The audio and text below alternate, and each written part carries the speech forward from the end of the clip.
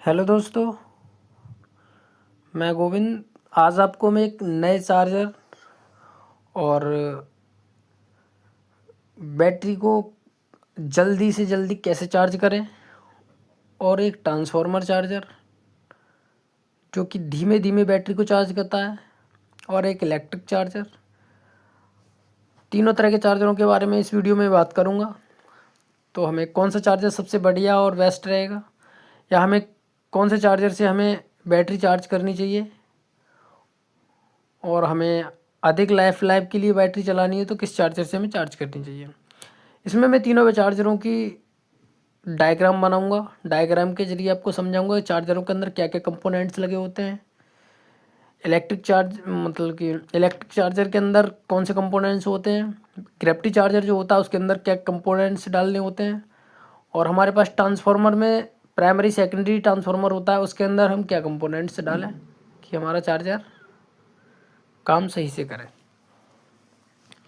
तो ज़्यादा देर न करते हुए सीधे वीडियो की तरफ चलते हैं और मैं आपको इसके बारे में समझा दूं।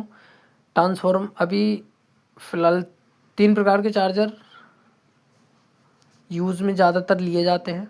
वैसे चार्जर अनेक तरह के बनते हैं, पर इस सबसे ज़्यादा जो यूज़ में चलता है वो ट्रांसफार्मर और इलेक्ट्रिक चार्जर चलता है। बड़े बड़े इंडस्ट्रीज़ में ग्रेविटी चार्जर का यूज़ होता है, ट्रांसफार्मर चार्जर का यूज़ होता है।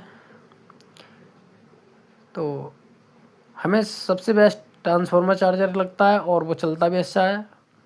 अब हम तीनों चार्जरों की डायग्राम और बनाने का सिस्टम बता के दिखाएंगे इस चार्जर के अंदर, इस वीडियो के अंदर, कि कौन सा चार्जर किस प्रकार से बनाया जाएगा और किस प्रकार से काम करेगा, कितना काम करेगा। तो हम सबसे पहले बात कर लेते हैं ग्रेविटी चार्जर की, जो कि कैपेसिटर के थ्रू चलता है। और जो कैपेसिटर के थ्रू चलता है उसमें थोड़ा खतरा रहता है। खतरा क्या रहता है कि ये इसके अंदर न्यूट्रल डायरेक्ट रहता है, फेस कन्वर्ट हो जाता है, तो थोड़ा इसमें खतरा रहता है। पर इसमें बैटरी फटने का कोई चांस नहीं रहता है कि बैटरी फट जाएगी, जो कुछ नहीं होता है इसके अंदर। ज़्यादातर वर्कशॉपों में यही चार्जर काम में लिया जाता है। किसी की बैटरी डीप में चली गई है, या बैटरी की ग्रेविटी डाउन हो गई है, या बैटरी आपके काफ़ी समय से रखी हुई है, तो उस बैटरी को चार्ज करने के लिए हमारे लिए यही चार्जर सबसे बेस्ट रहता है। ये थोड़े समय के अंदर में ही एसिड जो होता है उसके खौला देता है, इसके ग्रेविटी को जिसे होता है 1250-1300 के बीच में ले जाके रख देता है। तो इस चार्जर की हम बात करेंगे, इसके अंदर क्या क्या कंपोनेंट्स लगेंगे और ये किस प्रकार से बनाया जाएगा, या आप किस प्रकार से इसे बना सकते हो। तो इसे घर पर बिल्कुल भी ट्राई ना करें, क्योंकि ये थोड़ा कैजुअल होता है, ख़तरनाक होता है। आप अगर शॉप वगैरह चलाते हो तो इस चार्जर को यूज़ करें, क्योंकि घर पे बच्चे वगैरह होते हैं, तो उस चक्कर में इस चार्जर को घर पे यूज़ ना करें।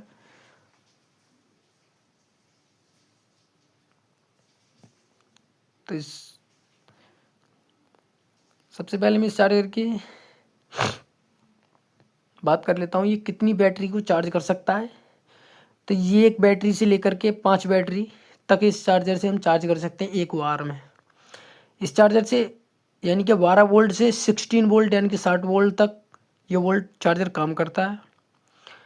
और ये चार्जर 60 वोल्ट तक यानी कि पाँच बैटरी को करीब करीब 1.25 घंटे के अंदर फुल चार्ज करके तैयार कर देता है। 1.25 घंटे बाद ये अपनी चार्जिंग को ख़त्म कर देता है, क्योंकि इसका जो एम्पियर मीटर होता है वो 0 पे आ जाता है, तो बैटरी आपकी बंद हो जाएगी चार्ज होना। तो इसके बारे में आपको बताऊं, इसमें क्या क्या कंपोनेंट्स। हमें 3 72 mAh के कैपेसिटर लेने हैं। एक 40 एम्पियर या 30 एम्पियर का एक एम्पियर मीटर लेना है।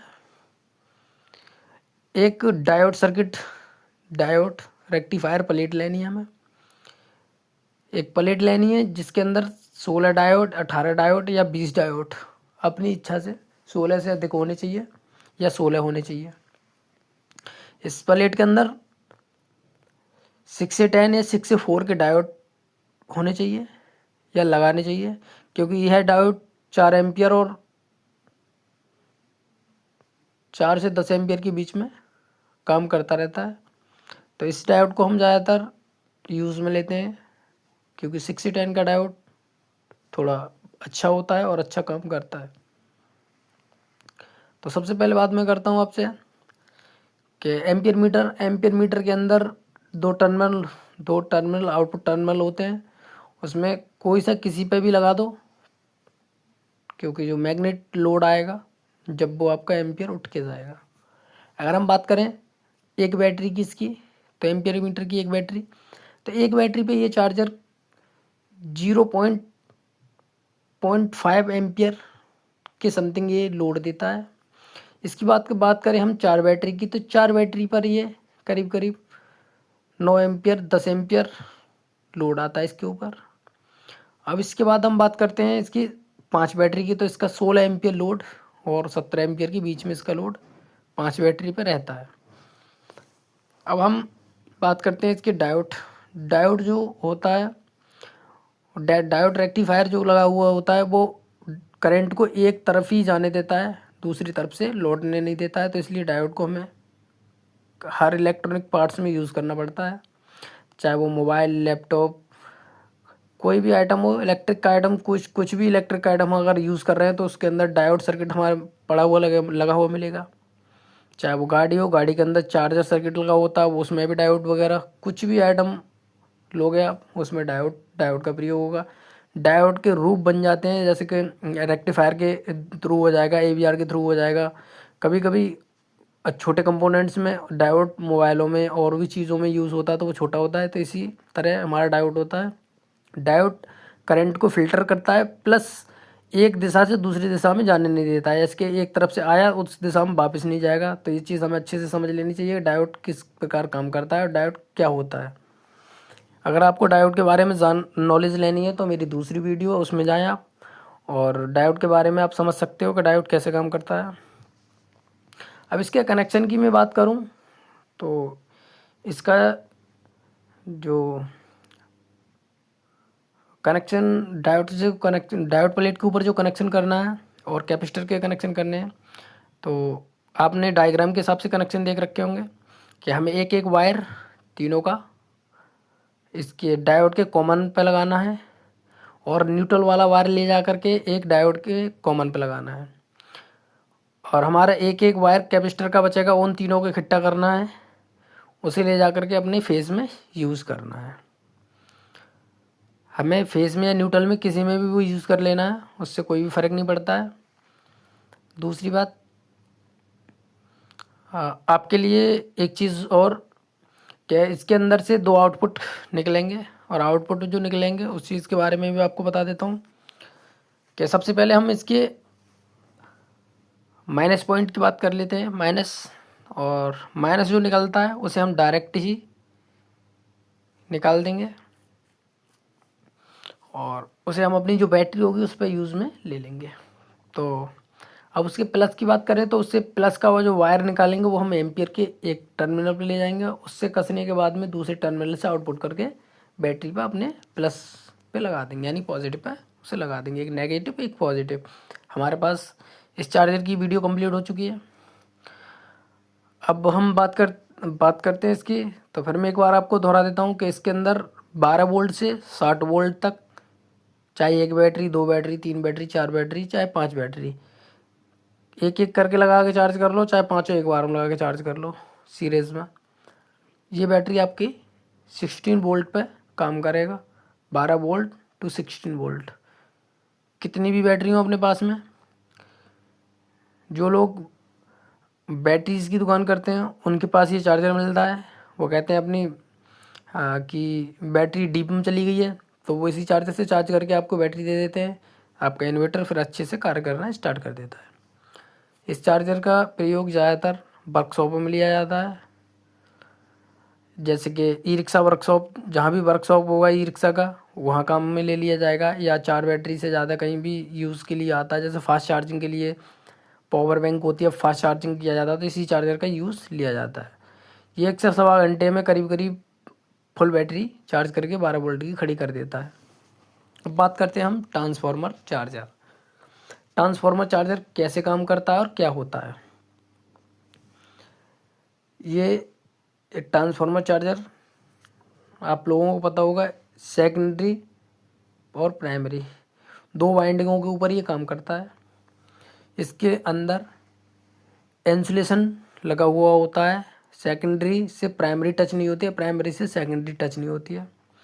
ये खुद ही अपने हाथ से फायराइड बनाने के बाद में जो हम करंट एसी का देंगे इसके अंदर 220 वोल्ट, तो 220 वोल्ट देने पर इसके अंदर से जितने टर्न हमें अगर आउटपुट के होंगे उतने वोल्टेज के हिसाब से ये लोड निकाल देता है। तो इस चीज़ के बारे में हमने आपको डिस्कस करा। अब मैं बात करता हूँ कि हमें ई रिक्शा का एक चार्जर 48 वोल्ट या 4 बैटरी का एक चार्जर हमें बनाना है, या हमें 60 वोल्ट का एक चार्जर बनाना है।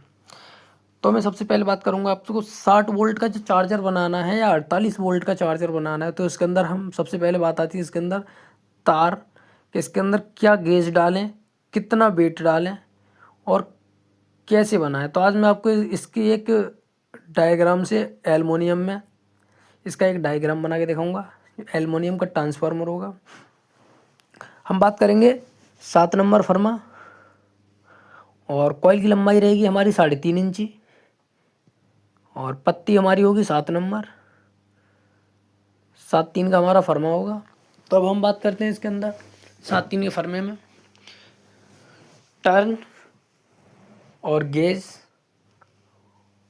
और प्राइमरी के मतलब कि कितनी लूप निकालें कि एम्पियर घटा बढ़ा सकें। जैसे किसी के यहाँ वोल्टेज कम है, किसी के यहाँ ज़्यादा है, तो उसके लिए हमें लूप में यूज़ करना होता है। सबसे पहले मैं बात करता हूँ इसकी प्राइमरी की। तो इसके अंदर हमें प्राइमरी में पहले हमें 200 टर्न डालने हैं।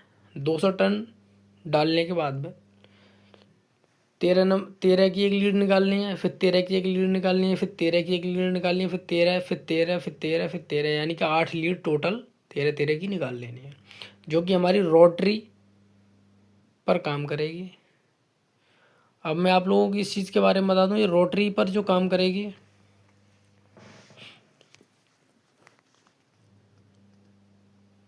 अब आपने देख रखा होगा। इसके अंदर मैं आपको बता दूं 13 टन की 8 लीडें आउटपुट में मतलब इनपुट में लेनी होती हैं।